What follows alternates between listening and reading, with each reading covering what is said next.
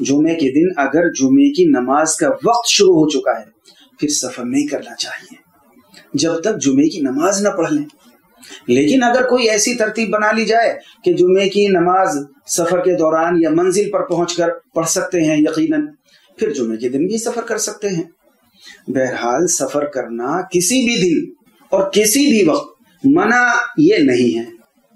کچھ عام لوگ منگل کے دن سفر کرنے کو منحوس سمجھتے ہیں اور کہتے ہیں کہ حدیث میں ہے وَخَلَقَ الْمَكْرُوهَ يَوْمَ الثُّلَثَاء، تکلیف دہ اور ناپسندیدہ چیز کو اللہ تعالیٰ نے منگل کے دن پیدا فرمایا ہے. تو دیکھیے یہ حدیث تو ٹھیک ہے، لیکن اس دن کے اندر ان چیزوں کو پیدا کرنے کی وجہ سے یہ دن منحوس نہیں ہو سکتا ہے، اس لیے کہ اس دن بہت سی اچھی چیزیں اور بہت سے اچھے کام اور واقعات اس دن ہوئے ہیں.